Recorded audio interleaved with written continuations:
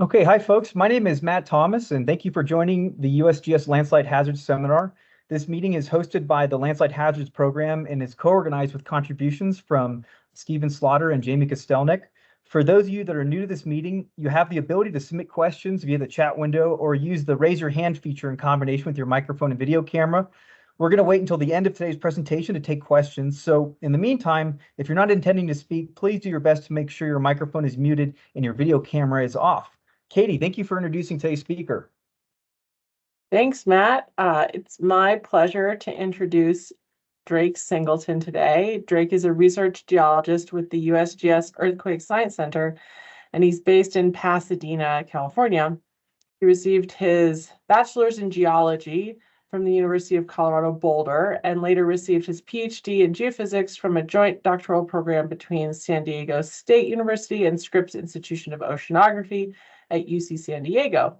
And during his doctoral training, he worked on several neotectonics projects in Southern California and Northern Baja California in Mexico. But what we're going to hear about today is more recent work on investigating the sedimentary response to strong ground motion in the lakes and fjords along the US West Coast and Alaska, and developing high temporal resolution paleoseismic catalogs from this subaqueous sedimentary record. So with that, thank you so much for joining us, and I'm excited about your talk. Thanks, Katie, and thank you, Matt, for the invite to give this talk, and thank you all for joining me today. Yeah, I'm going to talk a little bit about some of the work that we did in Western Prince William Sound and some of the responses to these fjord systems in that area to strong ground motion with a focus on the 1964 Great Alaska Earthquake. So just a quick rundown of what we're going to do. Look at Prince William Sound and sources of strong ground motion there. Then the response of the fjord environments to strong ground motions and look at kind of what's already been done. And then use the 1964 earthquake as a template to try and extend the record of strong ground motion events and the response to these strong shaking in these fjord systems back through time as well as we can. So on the left here, I've got an image of Whittier, Alaska, immediately after the 1964 earthquake.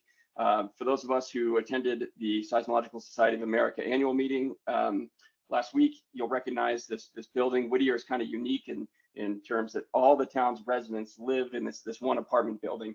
And you can see in this photograph the run-up that was a result of the tsunami in offshore of Whittier that devastated the port area and caused a couple fatalities in that city. Kind of highlighting the importance of understanding the response to subaqueous slopes to strong ground motion, especially in these narrow fjord environments of south central Alaska.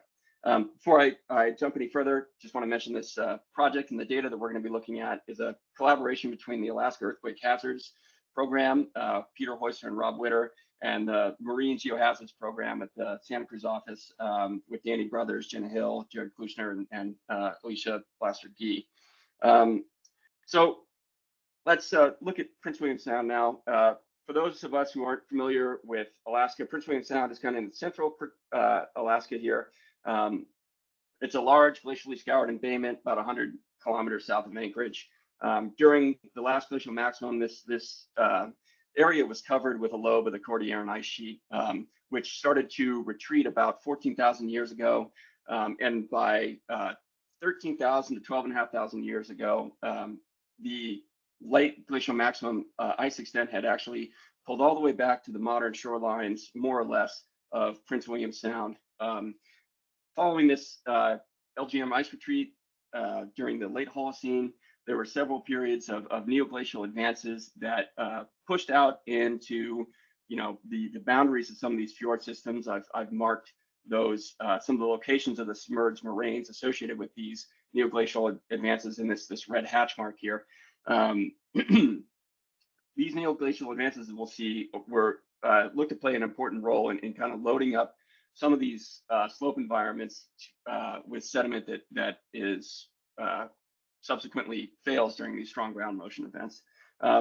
Modern sedimentation from the early Holocene to currently is dominated by this glacial marine sedimentation, which is just kind of the dispersion of glacial sediments by tidal currents across Prince William Sound, and then subsequent settling in some of the depot centers of the fjord land.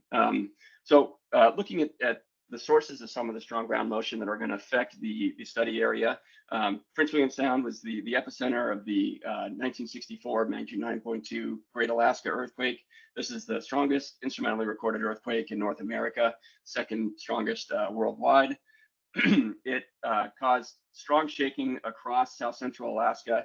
The shake map product from that event, as you can see, has shaking all along Prince William Sound, down the Kenai Peninsula to Kodiak, which is kind of the extent of the rupture area associated with that event. This is very strong shaking to severe shaking occurred along the coastline of south central Alaska in 1964.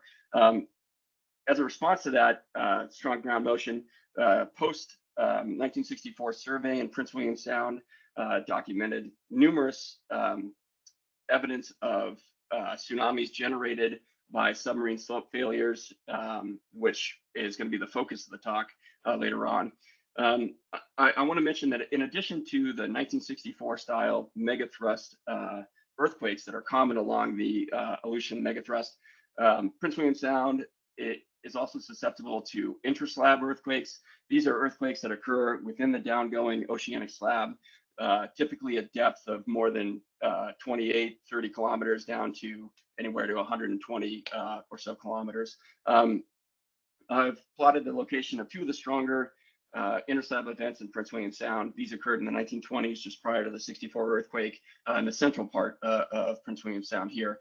And you can see from this picture from Dozer 2020, kind of the range of shaking intensities that were reported back in the 1920s. Few reports in south central Alaska associated with these events, but strong ground motions nonetheless across south central Alaska and Prince William Sound. Okay, moving on to look at the sources or the response of these fjord environments to strong ground motion. It was actually a majority of the fatalities in the 1964 earthquake were a result of these local tsunamis that frequently impacted the coastal communities before strong ground motion had even ceased. They were locally generated tsunamis from subaqueous failures of the fjord environment, and they were actually the deadliest part of the 64 earthquake. There's been quite a bit of studies done looking at the source areas of these deadly subaqueous failures. In addition to the town of Whittier, which I got here, bathymetry map of shown on the left, deadly tsunamis occurred in Valdez and Seward, Alaska, to the south of Prince William Sound, as well as other places. So if we take a look at the town of this bathymetry map here, this is from a study in 2014 by Heusler et al. This is showing the difference in bathymetry between pre-1964 and post-1964. You can see the cooler colors are areas of bathymetry loss, and most of the loss bathymetry, as much as 70 meters, whereas along the fjord head delta, this is a glacial fluvial deltaic system that is developed along the head of the fjord here and failed catastrophically in this blocky morphology that you can see in the bathymetry just offshore of the town of Whittier. That blocky morphology developed into a sediment gravity flow that traveled down the rest of the fjord and actually deposited as a mega turbidite, which we'll look at a little bit later in the high resolution Chirp data. So these deltaic environments, these were common sources of failure in 64. This was also a source of a tsunami-genic failure in Valdez and Seward. But this was not the only type of environment that failed in 1964. A later study by Brothers et al. In 2016, looking at the deadly Chinega village tsunami, which was tragically the highest loss of life per capita of any community in 1964. Through high resolution bathymetry mapping and sub-bottom profiles, that study was able to document the source area for this tsunami as failures along this submerged glacial moraine, one of these neoglacial moraines that we see in the bathymetry of Prince William Sound. You can see in this bathymetry map from that study, the source area and flow pathways of the failure and MTDs downslope and into this depositional center down here. That study hypothesized that this submerged moraine was potentially loaded with sediment as other environments, including the fjord head delta off of Whittier, was loaded with sediment as a result of the Little Ice Age glacial advance, pushing sediment out and then retreating and delivering an abundant amount of sediment to the slopes of the fjords, kind of loading them up for larger failures during the 1964 earthquake. And this is something we'll take a closer look at in this study or in this presentation. So these are two examples of the larger failures that have been studied in Prince William Sound as a result of strong ground motion. To kind of go to the other end of the spectrum, this slide is from a recent work that we did looking at the 2018 Anchorage earthquake in Prince William Sound and across South Central Alaska, and the response in the subaqueous systems to that event. This Chirp profile that I've got shown is again in Passage Canal. Town of Whittier is down here to the bottom left of the map. You can see that nice blocky morphology that we looked at in the previous figure. You can see the 64 MTD and megaturbidite, the slide moving its way out into the center of the basin, and then the MTD developing on top of that. What I want to draw your attention to is this core and seismic profile off of the Billings Creek fan, which is this well-developed fan about mid-fjord. You can see in this blow up of the Chirp profile that it's a very thin reflector sitting on top of the 1964 megaturbidite and MTD. Looking at core BC or BC23 CT scan, on the left here you can see the 64 megaturbidite characteristic homogeneous mud. And then directly on top of that in this blow up, you can see bioturbation structures that are rapidly buried by this coarse material, which we're interpreting as sediment remobilization during the 2018 Anchorage earthquake. So we have one end of the spectrum, these large failures during 1964, and as we get closer to the minimum shaking intensity that can remobilize subaqueous sediment, we get these much smaller failures that are highly localized to really just the base of the slope of some of these more well-developed deltaic areas. Okay, moving into the data that we're going to be looking at today. So as I mentioned, in response to the 2018 Anchorage earthquake, which is a magnitude 7.1 interslab earthquake that occurred just northwest of Anchorage, we went out in the fall of 2020 to collect kind of a reconnaissance data set of high resolution Chirp and multi-channel seismic lines, as well as short barrel gravity cores. We collected about 440 line kilometers of data across 14 independent glacial basins, or fjord basins, excuse me, that are separated from each other by bathymetric highs, or these submerged moraines that I've mentioned a few times. We did this aboard the USGS RV Alaskan Gyre, which is out of the Anchorage office. It's a great platform to survey some of these fjord environments. Taking a look at some of the data that we collected. So we'll start in the upper left here. We have four kind of main basic packages that we can separate the seismic stratigraphy into. On this multi-channel seismic line, these are deeper penetrating seismic profiles that are capable of imaging the entire basin if it's not overly thick, depending on the thickness of the sediment. And you can see that we've got, starting from the top, this kind of parallel reflectors. This is indicative of this glacial marine sedimentation, the modern sedimentation, movement of glacial sediments by tidal currents. Below that is what I'm interpreting as glacial till from the likely the LGM glacial advance, or some of these neoglacial advances that occurred in Prince William Sound, and then below that the basement bedrock material. Taking a closer look at the kind of modern day sedimentation. In the lower right, I've got a Chirp profile, high resolution Chirp profile, showing the glacial marine sedimentation. They're characterized by these very thin, high to medium amplitude seismic reflections that are parallel and laterally continuous across the basin and tend to drape some of the seafloor morphology that we see in the basin. And on the left here are two examples of some of the evidence for earthquake, strong ground motions, and submarine slope failures. We've got MTDs and slides, which have this wedge or lenticular geometry that is sourced and thickens towards the slope of some of these fjords. Within that wedge geometry, as we can see here, you can see this kind of chaotic facies, not a lot of internal reflectors within that, and hard to delineate any internal structure. That's typical. These MTDs and slide deposits are typically associated with megaturbidite facies. These are facies that tend to just fill in available space. They're transparent in seismic reflection. You can, maybe make out a couple of reflectors in there, and they tend to form this ponding geometry in some of these basins where they're thicker in the middle and kind of thin out towards the edges of the basin. So how are we identifying strong ground motion deposits?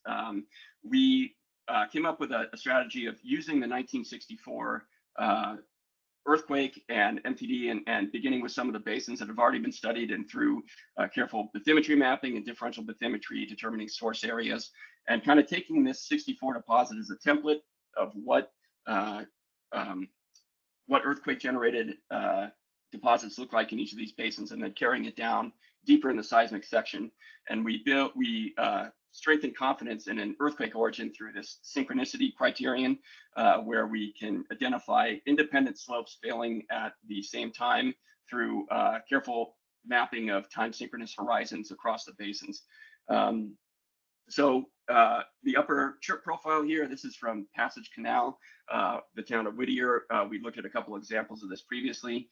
You can see a large MTD and megaturbidite associated with that event. And then in the lower panel, I've got a recently collected Chirp profile in Dangerous Passage in the village of Chenega. I want to point out here that this basin has this interesting upper perched basin, and this profile doesn't show it as well because we're getting a little bit of sideswipe from this kind of bedrock outcrop in the middle of the profile there. But this upper basin is full of sediment. It lacks accommodation space. So the hypothesis is that when this slide was triggered off of the submerged moraine here, it bypassed this perched basin and plunged into this lower depositional basin, into this really quite thick MTD and megaturbidite on the order of 15 meters thick in this depositional basin down here. And this is kind of a common theme that we'll see in some of the other profiles that we're going to look at. So let's start looking at some of the newly collected data in some of the basins that haven't been studied before. I'm going to start off with Blackstone Bay. This is just south of Whittier. So Whittier is right here where my cursor is. This is Passage Canal and that failure of the Fjord Head Delta. There's a couple of submerged moraines from these neoglacial advances. There is what appears to be a moraine here, which may date to this 32 to 2,500 year K neoglacial advance. I should pause here and mention that there are three kind of main neoglacial advances in south central Alaska. One is 32 to 25,000 years ago, or 100 years ago, excuse me. And then the other one is 2000 to 22 Ka, and then the Little Ice Age advance ending at the the turn of the century. So this Chirp profile here, we can see similar to Chenega, the Chenega Village tsunami and Dangerous Passage that we just looked at. There's this upper basin that appears to be completely full of sediment. There's no accommodation space available for these units. And if we take a look at the Chirp profile here, this is vertically exaggerated quite a bit. You can see that the 64 MTD, which we're going to see is located at the top of the section of many of these profiles that we're going to look at, has no accommodation space to settle out on this upper perch basin and just cascades directly off of the side of that. Deeper in the section, there are several older MTDs that you can see in this profile that transform into these high amplitude reflectors as you move out into the the middle of the basin there. Looking down in the middle of the basin here, I've enlarged a Chirp section. You can see that this is a highly energetic flow as it plunges into the center of the basin here. It's eroded and truncated some of the underlying reflectors, possibly formed a channel within these underlying units. And around Blackstone Bay, there were several documented tsunami run-ups. These are in feet from Flaffer 1969. So the slides in this area were tsunamigenic, forming pretty large tsunamis in 1964. We're going to move a little bit farther south to the next basin that we surveyed. This is Port Nelly Wan in Kings Bay and the opening of Kings Bay. We're looking at an axial profile kind of down the gut of Port Nelly Wan here. The Nelly Wan Glacier had a little ice age advance that pushed out to the edge of the fjord boundary there, and then retreated before 64, potentially loading up the fjord slopes with abundant sediment as part of that glacial advance and retreat. And we can see again that there's this perched upper basin above a deeper depositional basin that's pretty much completely full of sediment. There's no available space for any deposits to settle out, mass transport deposits to settle out. We just nicked the toe of an MTD, it looks like, as we made this turn heading up into Kings Bay. And then you can see this gravity flow plunged down into this deeper basin in 1964, actually eroding a plunge pool or channel in the underlying stratigraphic units that you can see, and you can actually make out if we were to zoom in a little bit closer, that this plunging and channelization has happened in two of the other previous events, it looks like, and potentially we may have captured the channelization onset as this upper perched basin eventually filled with sediment, and sediment started bypassing that basin and plunging into the deeper basin here. Interestingly, there were several large tsunamis observed, or evidence for tsunamis observed post 1964 in Port Nelly Wan. The next profile I want to look at now, we're going to move into what I'm calling the Upper Kings Basin. This is kind of an isolated basin relative to the main Port Nelly Wan here. There's a bathymetric high here, and then what looks like a submerged glacial moraine here, kind of isolating this basin from a lot of sediment sources, but potentially getting sediment from this little ice age advance as well. And you can see in the Chirp profile that we've got a kind of a classic wedge-shaped geometry as a result of 1964, right at the top of the seismic section, like we see in many of the fjords. Other evidence for failures on independent slopes. We were actually able to plunk a short gravity core and make it through the 64 deposit here. This is BC 29. This is a CT scan of BC 29, a false color image of the CT scan. Here, the bright colors are coarse material, and the darker, cooler colors are finer grain material. And I've got a little video here showing as I scroll through the core, you can see some bioturbation structures in the top most section of the core. As we move deeper into the 1964 turbidite, it's homogeneous mud. There's some banding you could make out. That's actually a CT artifact that we can take out with post-processing. I just haven't had time to do that. Getting into the 1964, the main meat of the turbidite here, we see some interesting cross beds kind of towards the base of the event here, and then getting into coarser material at the bottom of the core and some potential rip-up class below that as a reflection of the slide that we're imaging in the Chirp profile. So I want to, for the next couple of slides, I'm going to focus on the Port Wells, Berry Arm, and Harriman Fjord area. This area is kind of interesting because it's got some of the tighter age control on these submerged moraines that we've been talking about.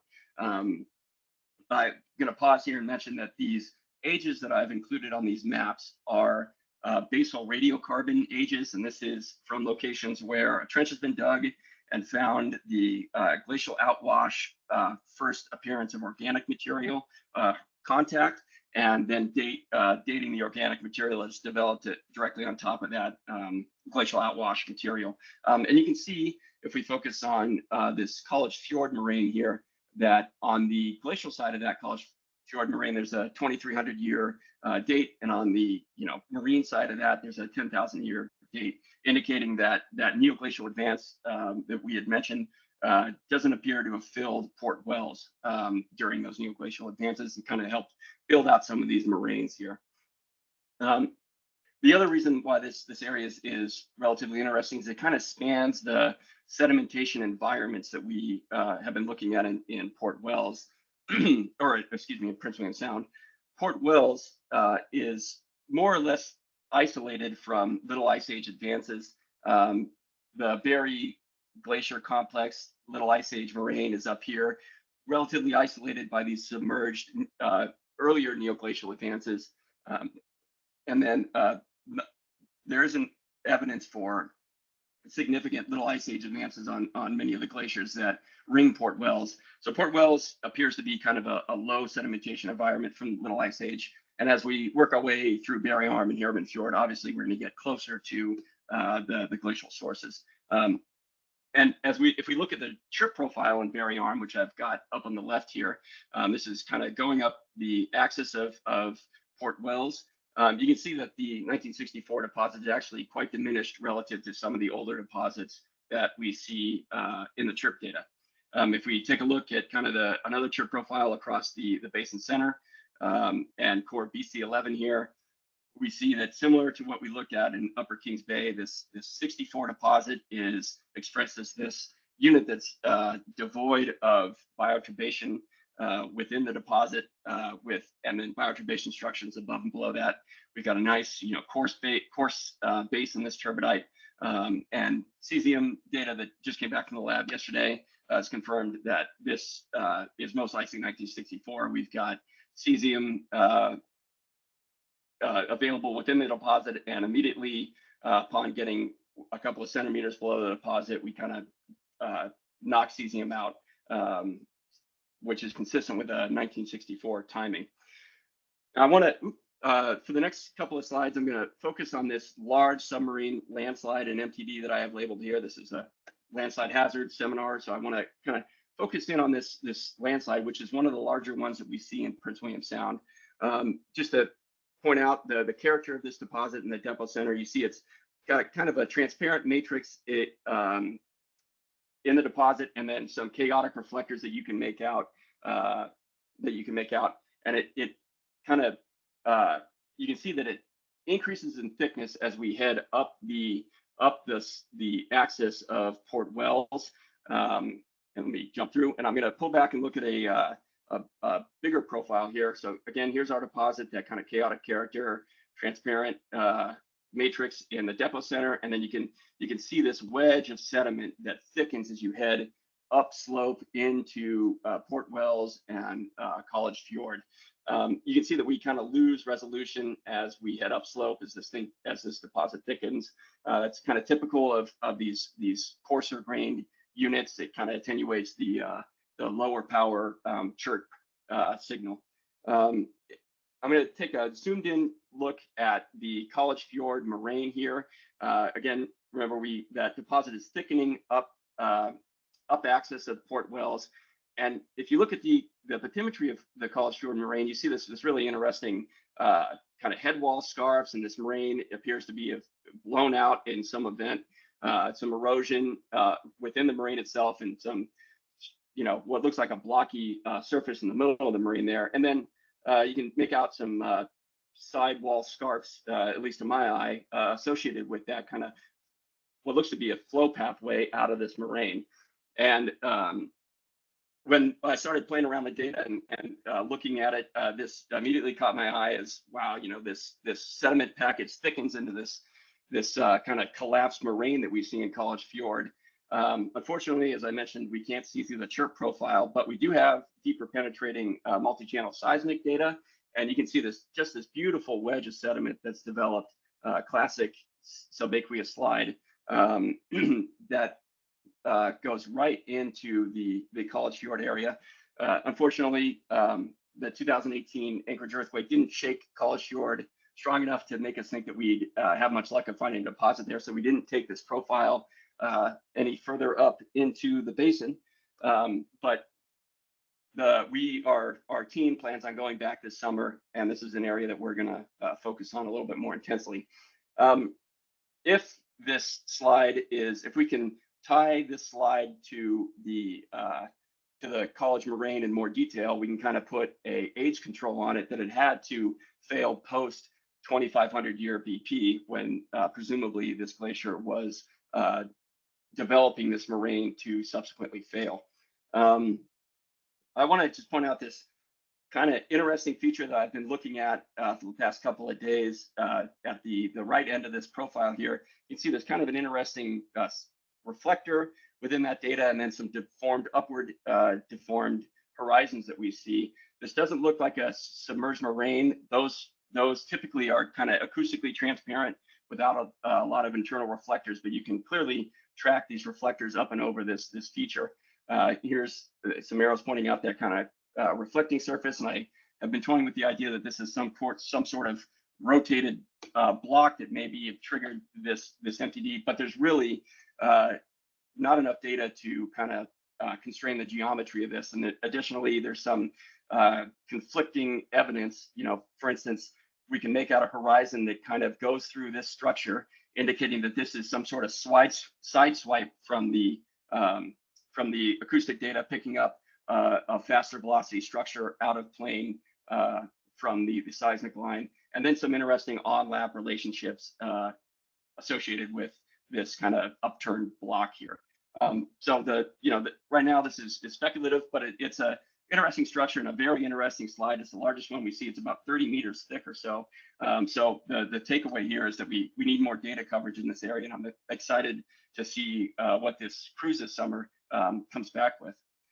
Okay, we're going to move along and take a look at Berry Arm and then head into Harriman Fjord here in the next couple of slides. This is a profile, multi-channel seismic profile from Berry Arm. You can see there's two kind of main units, really three main units in this profile. What I'm interpreting is glacial till here, this acoustically transparent unit, acoustic basement below that, and then a return to that kind of classic glacial marine sedimentation that we've looked at in a couple of profiles so far. This age control indicates that this moraine out here is a similarly aged to the College Fjord moraines of 3,200 to 2,500 year BP. Taking a closer look at the center of the profile here in a high resolution Chirp image, you can see immediately at the top, we've got our kind of classic 1964 deposit, two slides being sourced from the recessional moraine, submerged recessional moraine, and then the Berry Glacier Little Ice Age moraine as well. If I throw up my interpretations on this slide, they look something like this. We've got several older deposits that appear to be sourced or appear to also have failures from the recessional moraine as well as the Berry Arm Little Ice Age moraine, and then some smaller features within this seismic complex, or within the seismic profile here, excuse me.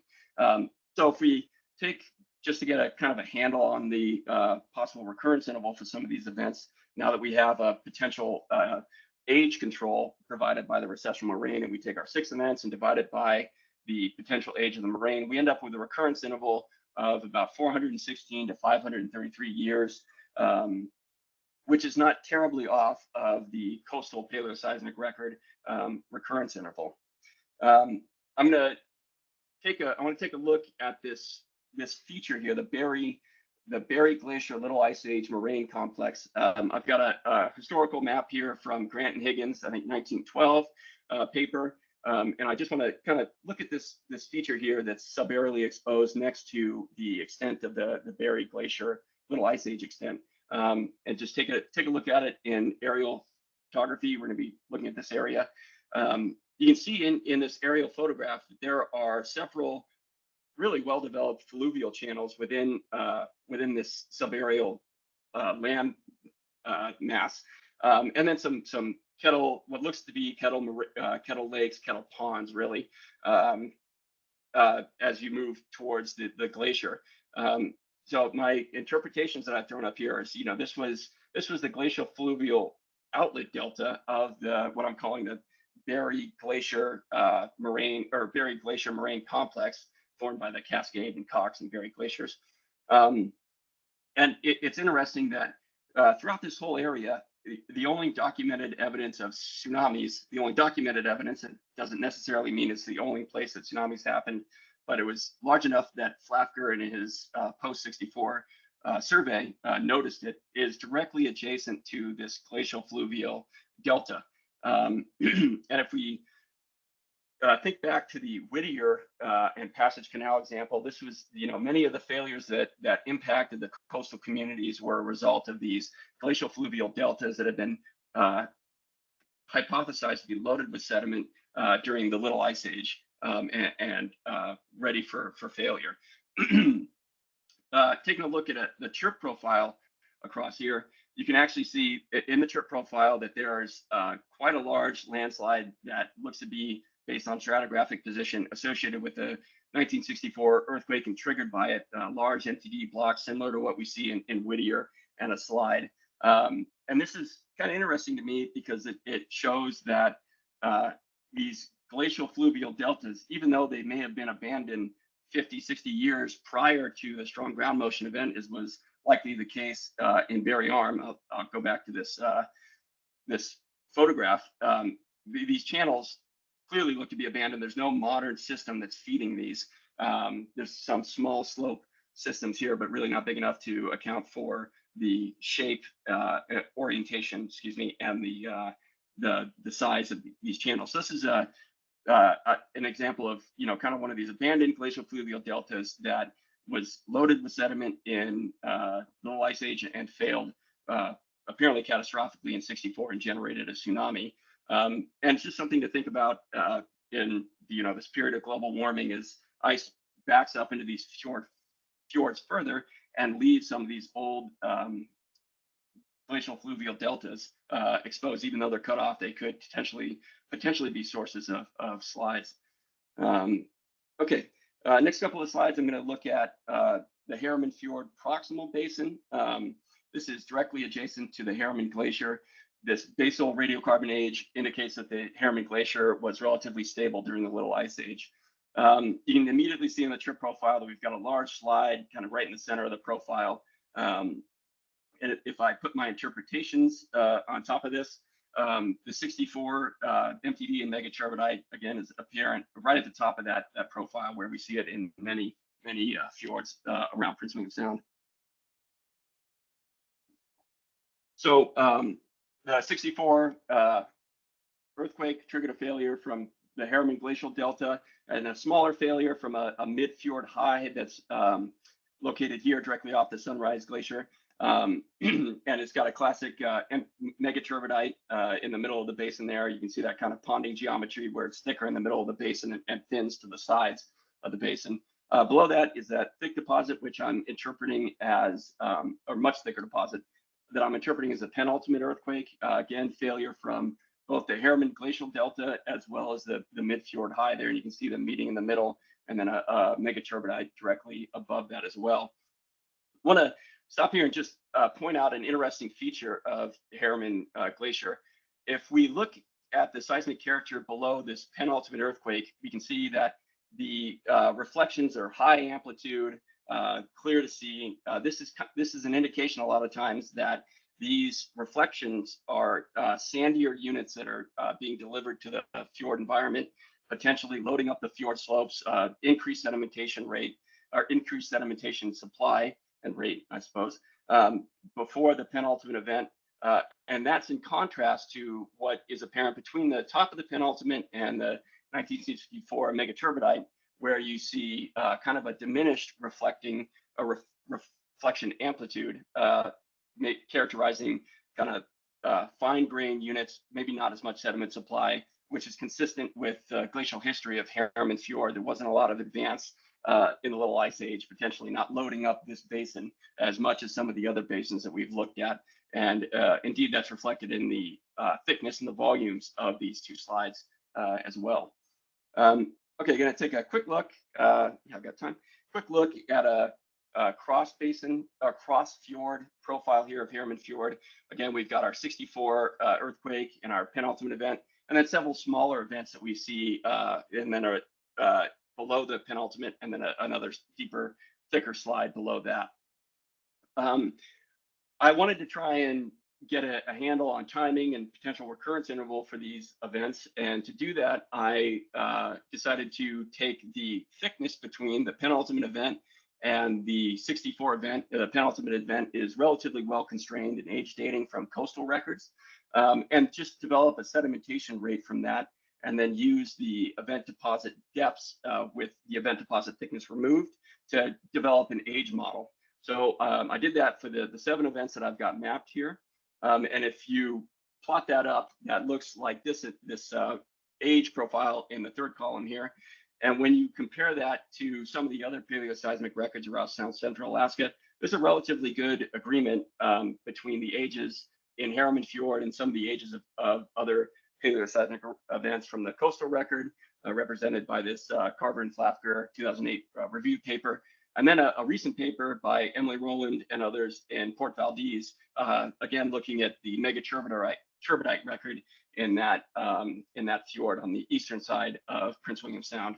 Of course, there's some misses in the Harriman Fjord record and some ages that don't quite overlap. But to a first order, pretty reasonable, I think. There's also we can calculate a recurrence interval. It's about 540 to 600 years. Which is more or less in line with the coastal record of strong ground motions. So that was our tour of Prince William Sound. That was a lot of information, so good job sticking with me.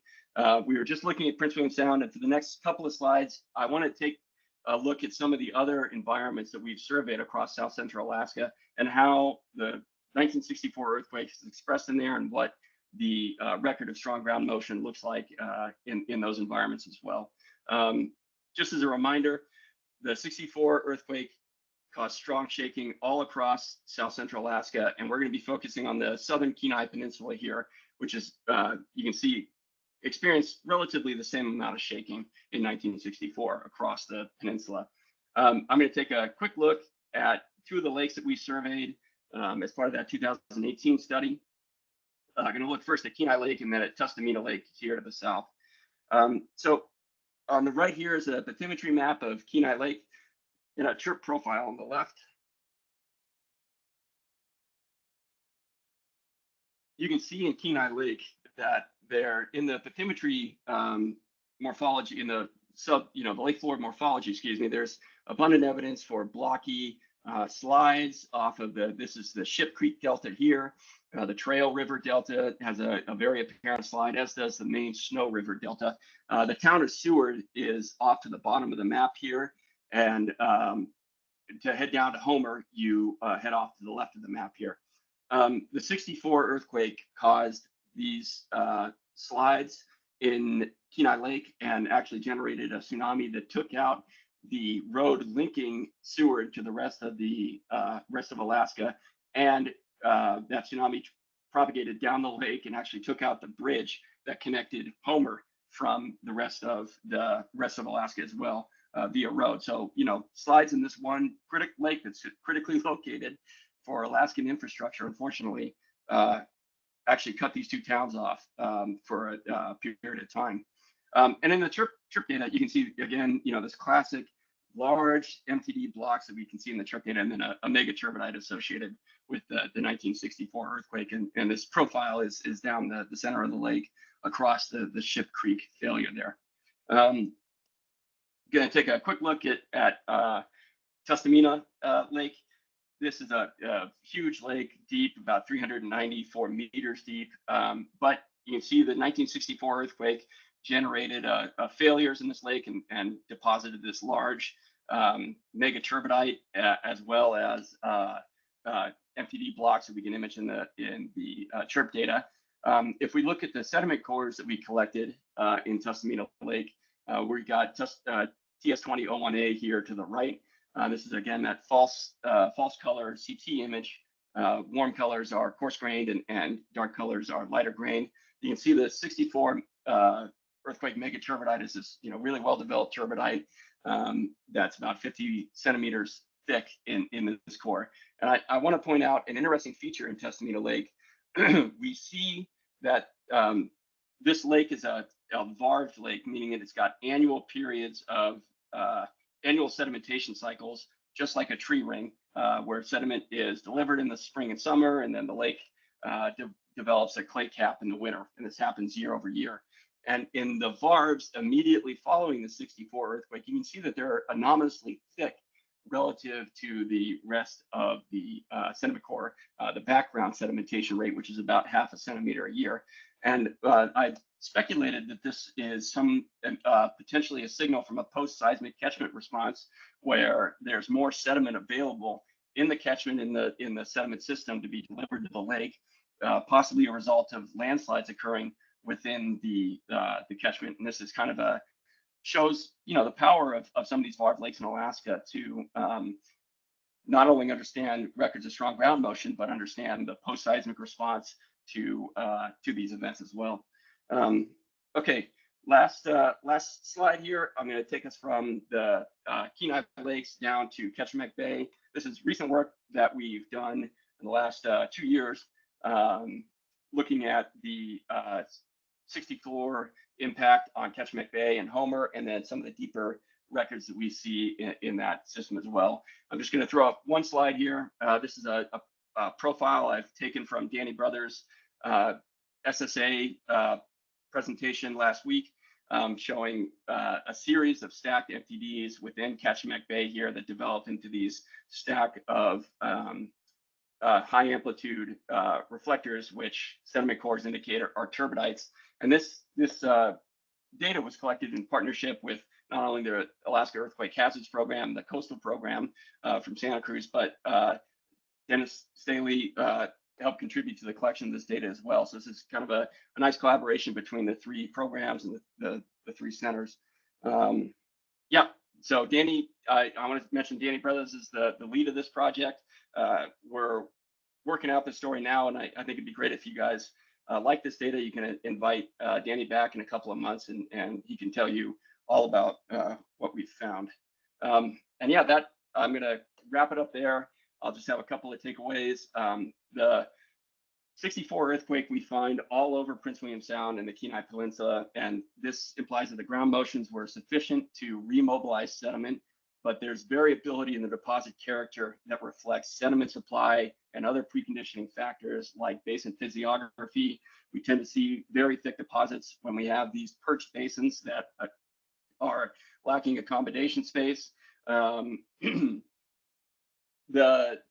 There's deposits in Prince William Sound with a similar character and failures across independent slopes, indicating a seismic source deeper in the seismic stratigraphy, suggesting that Prince William Sound has this robust record of strong ground motion events.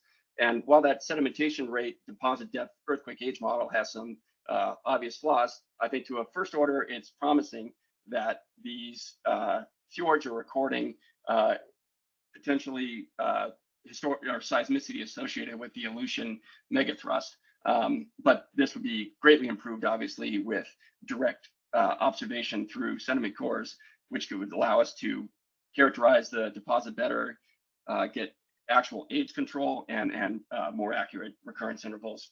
And lastly, I'm just going to plug again some future work that the USGS plans on doing this summer, where we're going to return to the fjords that we just looked at and kind of densify that seismic data set over some of the more interesting features that we see, and as well as characterize some proposed IODP sites.